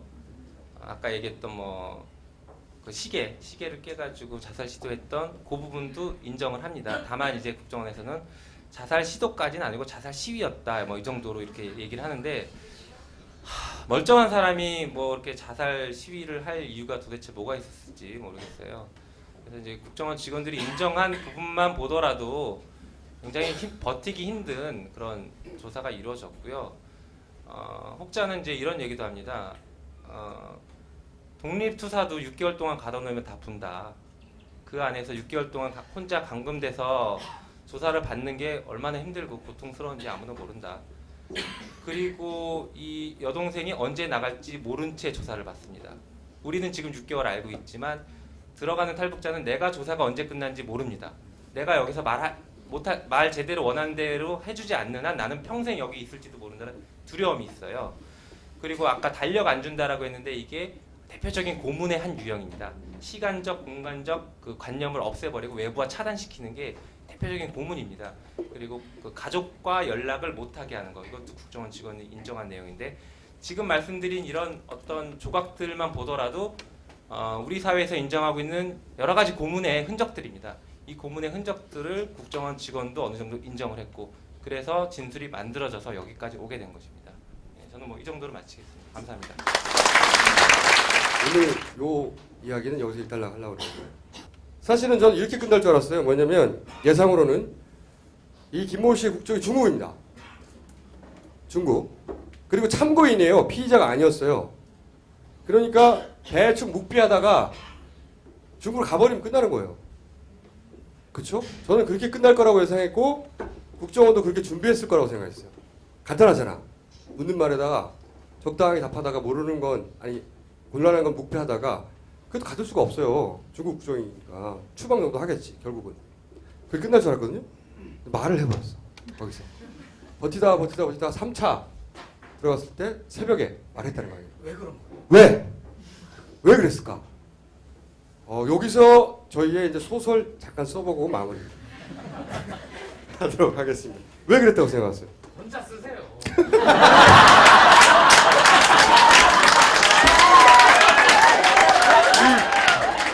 나만 걸리라고. 송채 기자님은 어떻게 생각하십니까? 왜 그랬다고 생각하세요? 저도 뭐 추측일 뿐인데 네. 그러니까 얼마 전에 제가 새누리당 모 의원과 이제 점심을 먹으면서 얘기를 들었어요. 그분이 이제 국정원과 굉장히 관계가 깊은 분인데 국정원이 욕을 되게 많이 얻어먹는다. 정보원들한테. 왜냐하면 정보원들 관리를 너무 잘 못한다는 거예요. 예를 들어서 정보원이 어떤 정보를 가져다 줬으면 그거에 대한 대가를 이제 지불을 하잖아요. 근데 정보원들끼리도 이제 막 서로 경쟁을 한대요. 그래서 똑같은 자료를 누가 먼저 갖다 주느냐에 따라서 약간 이제 내가 먼저 갖다 주면 돈을 받고 약간 이런 식인데 다른 나라 같은 경우에는 이제 정보원 관리 차원에서 이제 그런 정보를 갖다 주면 두 개를 다 받고 다 어느 정도 지불을 하는데 국정원 같은 경우에는 먼저 갖다 준 사람한테 지불하고 선착순! 선착순인 거예요. 약간 그런 시스템. 식으로 이제 관리를 하다 보니까 어. 정보원들이 이제 먹고 살기도 힘들고 너무 관리가 제대로 안 된다라는 불만이 굉장히 많다 이런 얘기를 들었어요. 근데 이번 건도 약간 그런 불만, 그러니까 유서를 보면 거기에 1,000만 원 받을 게 있다, 얼마 받을 게 있다라고 써 있잖아요. 그러니까 약간 그런 부분들이 좀 채워지지 않은 부분들이 있지 않았을까라는 생각이 들고. 불만설. 예, 그런데 거기다가 이제 국정원이나 검찰이 모든 것들을 자기한테 뒤집어 씌우려고 한다라는 어떤 위기감 그런 것들이 어느 정도 있지 않았을까라는 좀 추측을 해봅니다. 여기 1번 불만설이고요. 저도 설이 하나 있어요. 저도 생각을 해봤거든요. 그런데 이분이 그러면 처음부터 얘기했을 텐데 불만이 있다면 술술술술 다 물어봤을 텐데 보면은 버티다 나름 새벽에 입을 열었단 말이죠. 저는 이게 이제 국정원의 욕망, 국정원 다 덮어야 되지. 그리고 김모 씨의 욕망, 자기는 벌 받지 말아야 돼. 그리고 검찰의 욕망, 검찰은 어떤 불만이 있었냐면 자기들은 직접 위조하지 않았는데 위조의 공범으로 지금 취급받는 거예요. 그러니까 그거 벗어야 돼. 이 세 가지가 막 엉켜있다고 생각을 하는데 국정원은 당연히 김 씨한테, 김모 씨에게 그냥 묵뼈 가. 그럼 다 끝나. 중국 국적이니까. 중국 국적이에요. 탈북자 아니에요. 그렇게 얘기했을 거고 김모 씨도 처음에 그 정도 생각했을 것 같아. 근데 이제 검찰이 적당히 하지 않고 자기들 죄도 벗고 그러니까 승질 나잖아요. 자기들은 위조 안 했는데 다 덤태겠으니까. 그리고 채동호권 있잖아. 생각해 보면 내내 국정원한테 당해왔어요. 검찰이 이번 기회에 우리도 최소한 칼자루는 줘야 되겠다. 이런 욕망이 있었던 거지. 그래서 계속 물어본 거지. 꼬시고 회유하고. 그래서 어느 순간 네가 국정원이 널 보여주고 갔냐. 너한테 불어라. 그 답변을 꼭 듣고 싶었을 것 같아요. 검찰 입장에서 쓰지 않더라도 혹은 적당히 쓰더라도 그런 욕망이 하나 있었을 것 같고 그래서 전 욕망 충돌설입니다. 이거. 이거는 락항하고 어떤 관련이 있는 이론이에요. 락항하고는 관련이 없어요. 근데 여기서 저는 그래서 유서를 보고 이제 불만설을 제시하셨는데 저는 이런 관점에서 보니까 여기까지만 얘기하고 1달러 칠 거예요. 오늘은 이 사건은 2타는 다음 시간에 유서를 보고 좀 딴 생각을 했어요. 무슨 생각했냐면 거기 보면 국정원이 자기가 신경 써주지 않는다 이런 얘기가 있어요. 그런데 이제 저는 다른 정보원들은 신경 안 쓸지도 몰라요. 평상시에. 혹은 그런 불만이 있을지도 몰라요. 근데 이 사람은 입만 잠만 뻥긋하면 끝장나거든요. 국정원이. 그렇잖아요? 국정원 요원들이 국보법 위반을 하는 거예요. 거꾸로. 증거를 조작했으니까. 국정원이 국보법을 위반하는 거라고. 그리고 이 정도 되면 국정원장도 날아가. 그러니까 신경 안 써줄 리가 없어. 이 사람한테. 적어도 검찰에 손잡고 데려갈 때는 필요한 거 다 줬을 거라고. 그러니까 신경 써주지 않아서라고 하는 불만은 저는 거꾸로 어떻게 생각했냐면 국정원은 개입을 이 사건의 수사에 개입하지 않고 검찰 수사에 성실히 응하고 있습니다. 그러니까 이 사람은 불만까지 있는 거예요. 우리가 신경 써주지 않아서. 그런 국정원 마음이 담긴 거예요. 무슨 얘기인지 아시겠어요? 그러니까 이 서류는 유서를 통해서 말을 한 건 평소 어려운 거는 그렇게 쉽게 얘기하면서 왜 이거는 그렇게 어렵게 그러니까 얘기해요? 이 유서에서 말을 하는 건 김 씨가 아니라 국정원이라는 거지. 저희 추정은. 우리는 이 사람이 불만을 가질 만큼 사실은 관여하지 않고 있다는 거야. 그 말을 할 필요가 있었거든. 국정원 입장에서는. 그렇잖아요? 저는 그런 설이. 그런 설득력이 설. 떨어지는. 왜 신빙성이 떨어지냐고 생각하는지 알겠는데 또 그런 생각을 한 거는 안철수를 들먹이잖아요. 갑자기. 이 양반이. 오늘은 여기까지 하죠. 정치법 끼지 말라고. 그런 유서의 내용이 있어요? 있어요. 안철수 어쩌고저쩌고 하면서. 아니 갑자기 안철수가 나와 이게. 거기 유서는 황당해요. 안철수하고 민주당 이거 정치적으로 이용하지 말고 니들도 크게 다르지 않으니까 새누리당이랑 합쳐라. 그런 얘기가 나와요. 그러니까 정치권 니네 여기다가 끼지 말라는 거거든요. 실제 새누리가 그 다음날 얘기합니다. 정치권을 우리 관여하지 말고. 그리고 갑자기 그 다음 일요일날 국정원이 사과하지. 밤 9시. 일요일날 밤 9시에. 그 다음에 대통령 유감 발표합니다. 그리고 나서 국정원 압수수색 바로 들어갑니다. 나 니네 집에 들어간다. 검찰이 하니까 이제 어서 오세요 국정원이 한 그런 나들이죠. 압수수색이 아니라 그 수사 막 속도냅니다. 그리고 국정원 몇 명 구성한다니 그런 얘기도 나와요. 남대순 사퇴기 나와. 이게 다 2박 3일 동안 벌어진 일이에요. 전부 다 후다다다다다. 이런 빠른 진행으로 봐. 저는 어느 시점부터 그러니까 어느 시점부터 국정원 여기 관여했다. 자살 기도 사건, 자살 그 자체가 진짜인지 가짜인지를 제가 말할 수는 없으나 그 사건은 어느 정도 관여했다. 이게 저희 설입니다. 유서 포함하여 설! 욕망충돌설 플러스 관여설 소설이죠. 신비성 없다고 얘기해줘요. 나 좀 살게!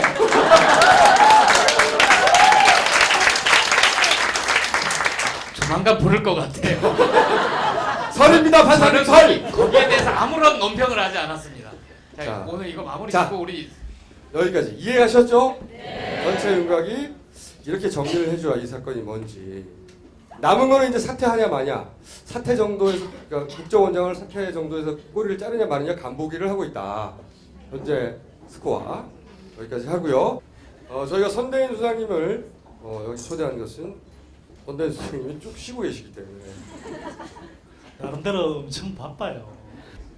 그리고 선대인 소장님을 제가 놀려먹기 굉장히 좋기 때문에 불러서 참조 경제에 대해서 참조 좀 발음을 잘해야 돼요. 참조경. 그 참조. 참조예요? 우리 좀 참읍시다. 참조경 아시죠? 아 참조 나름 패러디인데 웃기지가 않네요. 자 오늘 어떤 이야기를 하시려고 합니까? 월세 과세 오늘 주제라고 하는데 이 주제를 선정하신 이유가 뭡니까? 최근에 뭐 가장 이슈가 되는 문제니까. 언제 최근에 크게 이슈가 됐죠? 경제면 안 읽으시죠, 총수는? 아니죠. 아니 근데 이거는 임대할 그 주택이 있는 막힌다 막혀. 집주인들 아니 아까 들만 상관이 있는 거 아닌가요? 아니. 국정원 조작 사건 할 때는 막 굉장히 신났어. 지금은 질문도 버벅거려. 이게 뭐야? 일단 주택 임대차 선진화 방안이라는 걸 정부가 내놨어요. 그렇죠. 예. 전혀 선진화 방안이 아니죠. 이거는 그럼 누굴 위한 대책입니까? 뭐 부동산 부자들을 위한 대책이라고 내놨는데 스텝이 좀 꼬였어요. 왜요? 이런 거거든요. 그 지난해 828 대책 나온 건 아시죠? 1%대 뭐 초저금리, 뭐 좀 어려운 말 써서 뭐 수익 공유형, 손익 공유형, mortgage 뭐 이런 이야기 나왔었잖아요. 무슨 얘기를 하시는 거예요 지금? 못 알아듣겠잖아. 집을 사는데 서민들이 집을 사는데 네. 여러 가지 형태로 초저금리로 집을 사게 해주는 거예요. 왜냐하면 예. 집이 안 팔리니까 니들한테 빚 내줄 테니까 집 사라. 이 대책이 828 대책이에요. 그렇죠. 일단 이렇게 얘기를 해주세요. 이야기 하려고 그랬어. 근데 뭐 한마디로 요약하면 빚내서 집 사라 대책이었죠. 저는 이걸 지금 정부가 하고 있는 걸 토끼몰이라고 해요. 왜 토끼몰이냐? 828 대책은 전세 세입자들한테 너희들 지금 전세값 오르니까 힘들지. 집 사. 싸게 돈 빌려줄 테니까 집 사. 그래서 이제 집을 사도록 토끼몰이를 하는 거예요. 이번에 2월 26일 날 아까 이야기했던 임대차 선진화 방안이라고 이제 내놨는데 뭐 이른바 이제 월세 대책이죠. 월세 대책을 내놨는데 이번에는 전세 수요자를 월세 쪽으로 토끼몰이를 하려고 했던 거예요. 그런데 스텝이 꼬였습니다. 스텝이 이러면 질문 아니 아니, 일단 그 월세 대책의 핵심을 얘기를 그렇죠. 어떻게 어, 토끼몰이가 되는 거예요? 토끼 어디 있어? 토끼 어떻게 보는 거예요? 왜 몰리는 거죠? 이렇게 하면?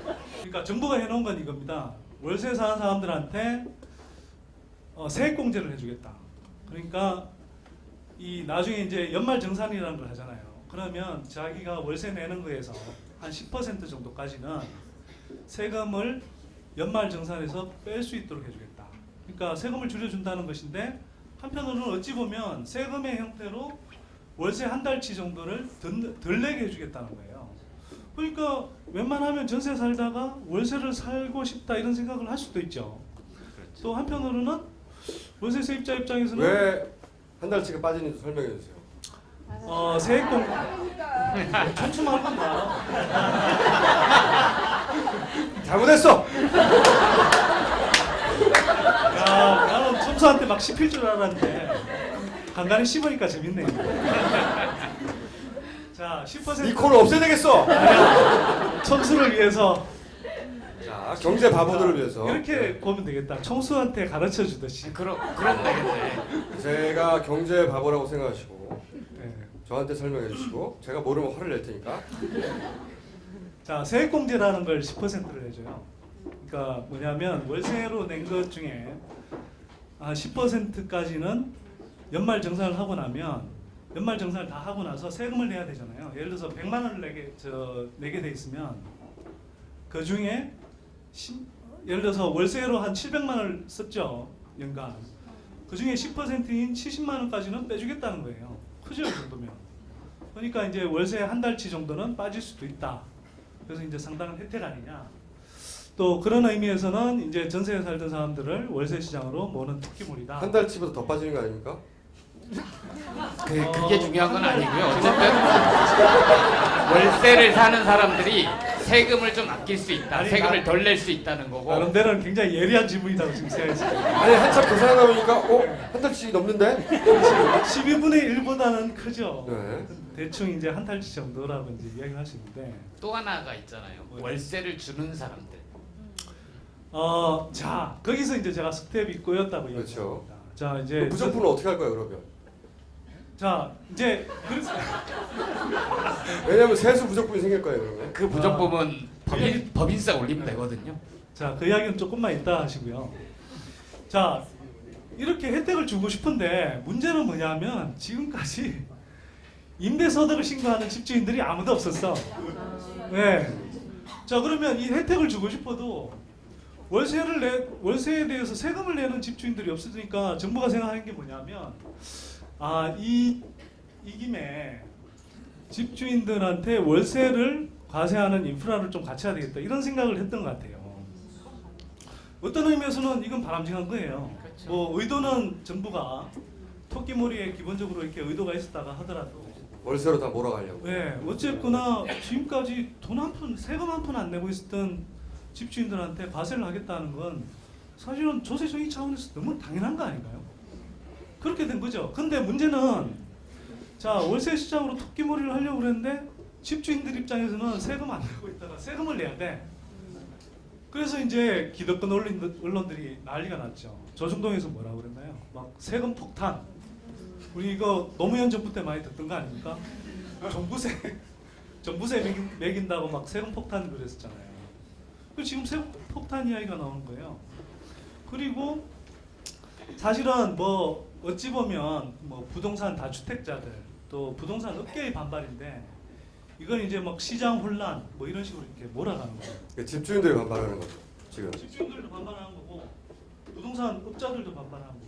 왜냐하면 이것 때문에 거래를 안 하겠다고 이렇게 나오는 집주인들이 있습니다. 근데 왜 전세에서 월세로 몰아가려고 했죠 정부가? 정부 생각은 이겁니다. 사실은 우리가 이제 집값이 뛰는 상황에서 전세가 그래도 대다수 일반 서민들 입장에서 보면 상대적으로 이렇게 주거 비용 저렴하게 이렇게 살 수 있는 그런 주거 형태잖아요. 매달 돈이 안 나가니까. 그렇죠. 근데 정부 입장에서는 집값이 떨어지는 게 집을 살 사람들이 전세로 이동한다고 생각하는 거거든요. 사실 뭐 집값이 높아서 그냥 안 사는 것일 뿐인데, 그렇죠? 사줄래야 사줄 돈이 없는 거잖아요 지금. 근데 정부는 어쨌거나 이 전세로 자꾸 몰린다고 생각하는 거예요. 그래서 이렇게 전세 쪽 사람들을 양쪽으로 자꾸 찢어서 토끼몰이를 하고 싶은 거야. 그러니까 한마디로 말하면 집 많이 팔리라고 하는 거군요 이게. 그렇죠. 집값을 이렇게 월세를 계속 부담하는 집을 사버리자라고 생각하도록 만들고 싶은 거군요. 그렇죠. 정책의 의도는. 그러니까 아. 자, 예스. 자 빠른데. 예스. 굉장히 빠른데. 10분 만에 이해가 됐나? 자, 집주인들한테 그러니까 전세를 매매로 몰아주면 집주인들 혜택 돌아간 건 이해가 되시죠? 쉽게. 자, 근데 왜 월세 쪽으로 몰면 왜 집주인들한테 혜택이 돌아가냐? 집주인들이 지금 빚을 잔뜩 지고 있어요. 근데 이걸 어디서 많이 하느냐? 세입자들 월세에서 많이 하죠. 근데 월세는 지금 월세가 또 공급 과잉이에요. 최근 몇 년 동안 뭐 오피스텔이다, 뭐 도시형 생활주택이다 그래서 수익형 부동산이 돈 된다고 막 이쪽으로 또 엄청나게 지어댔거든요. 그러니까 지금 공급 과잉에서 월세 임대료는 사실 계속 떨어지고 있는 거예요. 이렇게 또 가면 안 되거든요. 그래서 월세 쪽으로 또 시장을 몰아줘야 되는 거예요. 그러니까 이제 월세 쪽으로 지금 토끼몰이 하는 게 나왔는데 아까 말씀드린 대로 이걸 하는 과정에서 기본적으로 과세 인프라 자체가 없으니까 정부 스텝이 꼬여버린 거죠. 의도가. 그래서 아까 얘기한 대로 조중동 같은 데서 세금 폭탄 막 때려대니까 일주일 만에 보완책이라고 하나 내놓습니다. 그렇죠. 좀 아시네. 제가 경제면 편집하거든요. 야, 전천후인데. 자, 2월 26일 날 다음 시간에 대책. 나오지 말아주세요. 내가 너무 없어 보여 지금.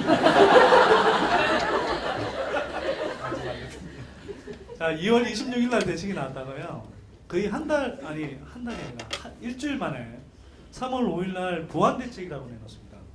근데 말이 보완 대책이지요. 사실은 뭐 2월 26일 날 내놓았던 대책을 무력화하는 대책, 또 후퇴 대책이죠.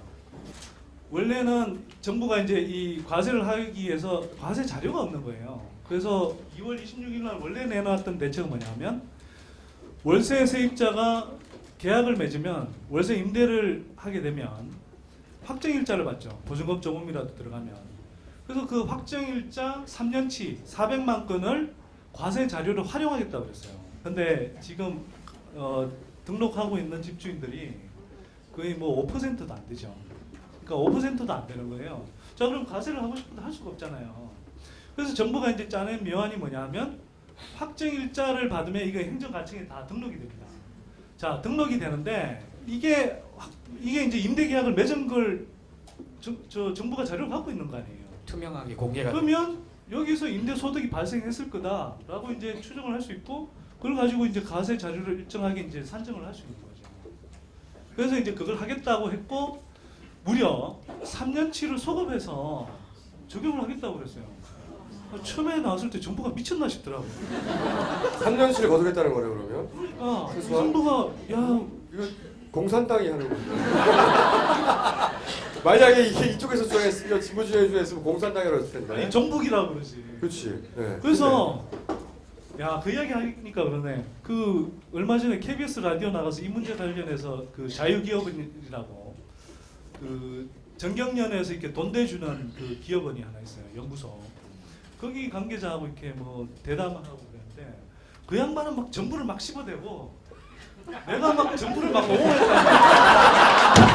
내가 그래서요. 박근혜 정부를 내가 침박이 됐나 싶더라고요.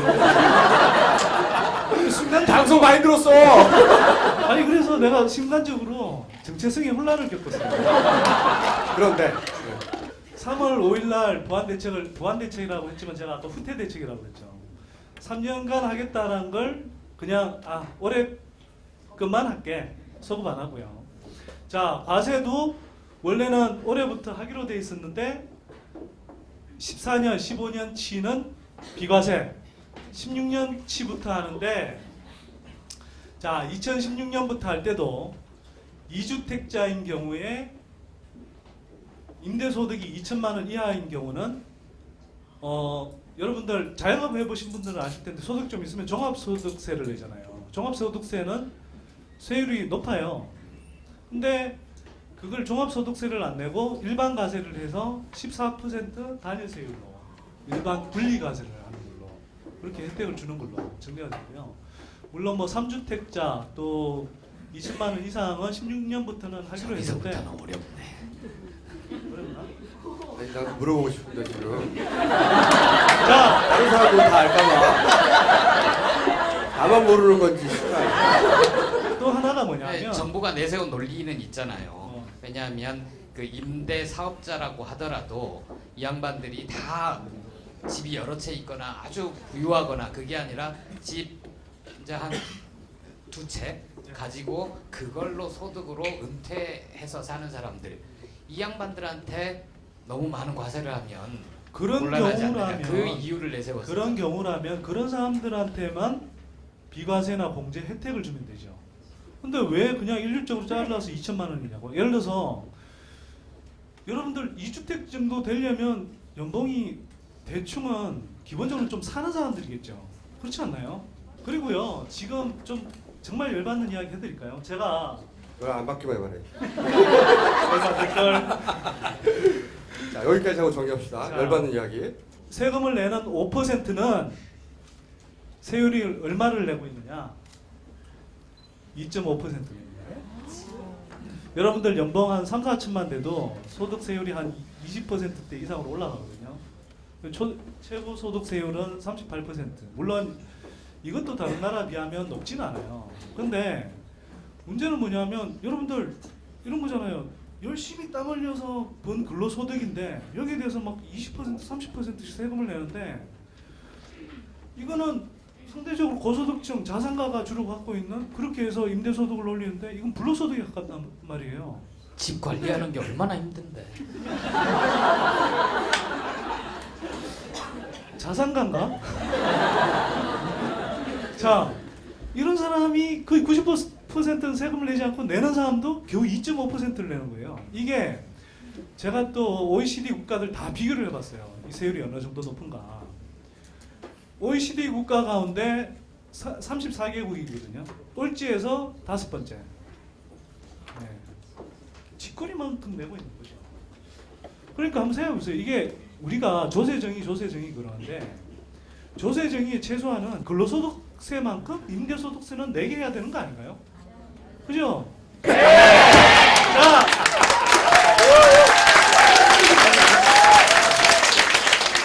자, 편집을 하시겠죠 뭐. 그러니까 집으로 장사하는 사람들 최소한 월급 받는 사람만큼 세금 내라는 거 아니에요. 그렇죠. 한마디로 말해서. 예. 이렇게 얘기해 주세요. 아니 근데 이게 또 그렇게 되더라도 문제가 있을 수 있는 게 이 집을 가진 사람과 거기에 월세를 들어 사는 사람의 힘이 균등하지가 않잖아요. 따라서 집을 가진 사람한테 임대소득에 대해서 과세를 하면 이 집주인은 다시 그만큼의 부담을 자기의 을인 세입자한테 전가할 가능성이 있다는 거죠. 자, 제가 또 뭐 그런 우려. 저도 이 생각을 했는데 먼저 말했네.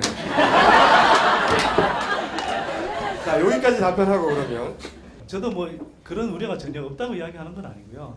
그런데 이것부터 한번 생각해 보세요. 왜 조중동이 반발할까? 왜 부동산 다주택자들이 반발할까? 부동산 업자가 반발할까? 이건요.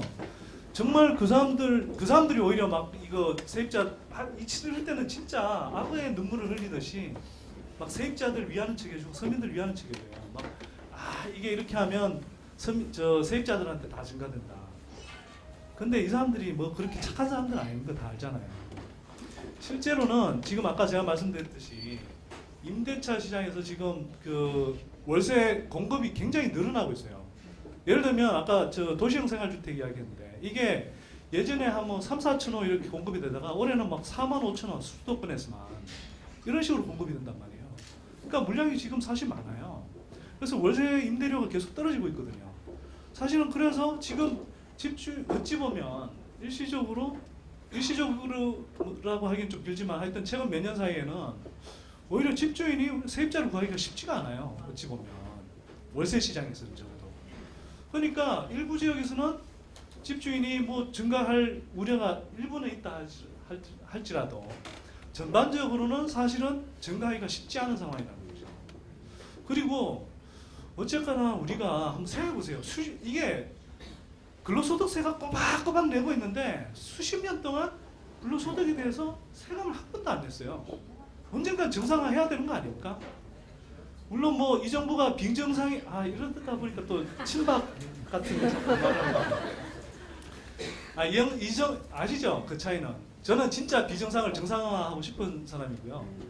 이 정부는 비정상을 정상이라고 우기는 정권이고, 그죠? 그래서 이거는 지금 상황에서 월세에 대한 과세는 언젠간 도입해야 되는데 어찌 보면 시기적으로도 상대적으로 큰 부작용 없이 도입하기 좋은 때다. 저는 그렇게 생각을 하는 거죠. 아, 질문. 박근혜 정부 1년이었잖아요. 그러면 오늘 첫 번째 프로그램에서 좀 더 큰 주제로 박근혜 정부의 1년의 경제 정책 혹은 박근혜 정부의 1년의 민생 정책에 대해서 총평을 한다거나, 그러지 않고 이 왜 작은 정책에 대해서 먼저 얘기를 꺼낸 거예요? 하나를 보면 열을 나는 거 아닌가요? 선대 수장님 말이죠. 방송 많이 들었어요. 바보였거든요. 아, 코너 금방 없어지지 않겠어요? 네. 그런데 민생 정책을 안 그래도 이제 저 작가분이 민생 정책에 대해서 한번 좀 전체적으로 총평을 해보자 이런 이야기를 하시더라고. 근데 평을 할래야 민생에 관한 말은 많이 나왔는데 정책은 하나도 없어요. 여러분들 생각나는 거 있으세요? 그러니까 어떻게 논평을 합니까 이게? 자, 잘했다 하니까 계속 하려고. 자, 애초 이 정책의 목표가 집을 잔뜩 쌓여있는 집을 해치우려고 그런 의도였지만 어쨌든 그 효과는 긍정적일 수 있었는데 이제는 그 효과조차 없어진. 많이 유야무야 유야무야 되는 돼. 상황이죠. 그래서 선대위 수장님 주장은 집장사 하면서 최소한 봉급쟁이 정도의 월급은 내야 된다, 이 주장이고, 그게 아직도 안 되고 있다. 그래서 화났다. 박근혜 정부의 경제정책이라는 게 다 이따위다. 그래서 조금 더 큰 틀에서 말씀을 그만하지 드릴 이제. 자, 겨우 이랬기 때문에. 자, 뭐 그래도 정리는 좀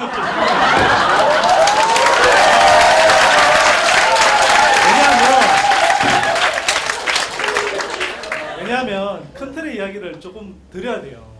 한번 조세형평성 문제에 대해서 한번 생각해 보시면 좋겠는데, 우리 근로소득세 내잖아요.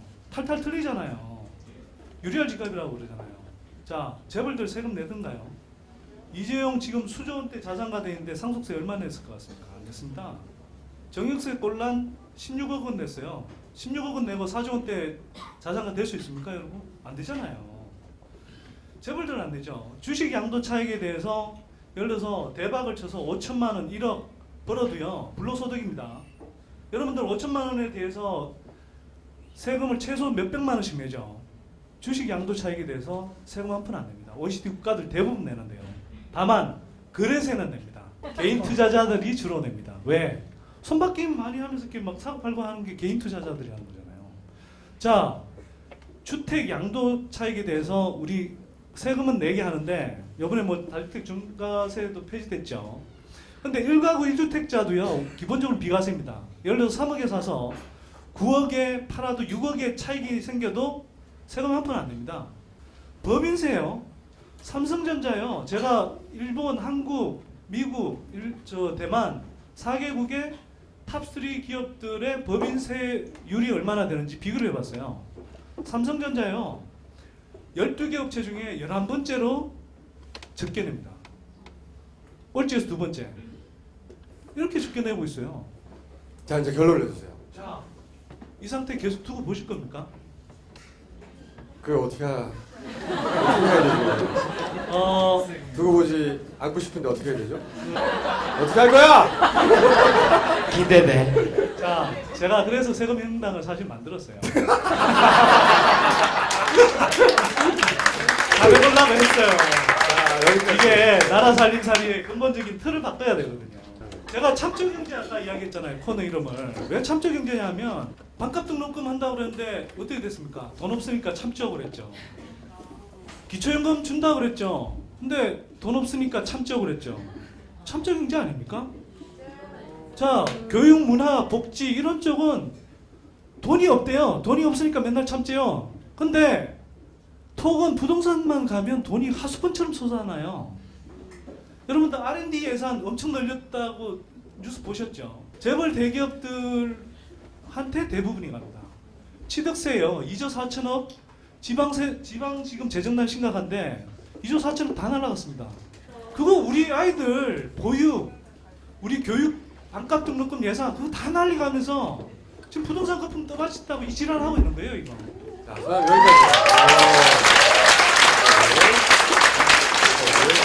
많이 듣고 안 나오겠고. 자, 여기까지. 이렇게 할 얘기가 많고 이에서도 울분을 토하실 예정입니다. 그러니까 이제는 입 다물어 달라고. 박수 쳐주세요. 많이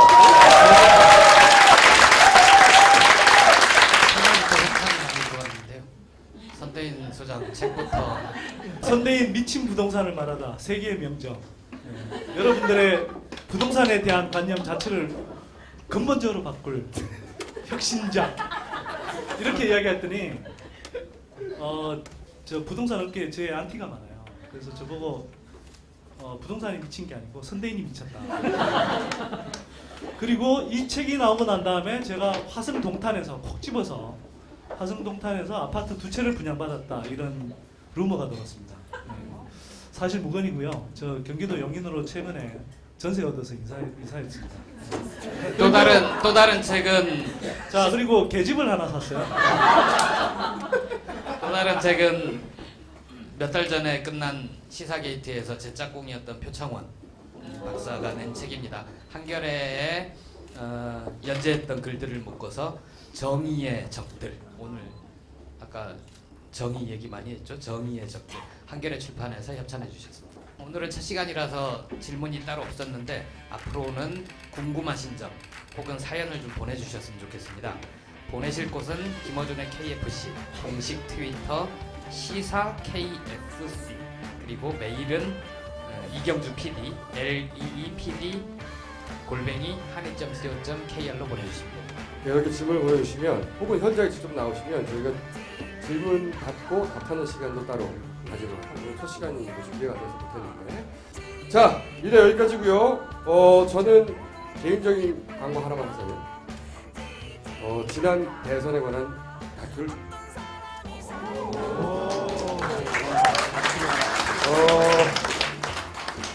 준비가 끝나서 제작을 시작하게 되면 그때 이 방송을 통해서 알겠습니다. 오늘은 여기까지입니다. 감사합니다.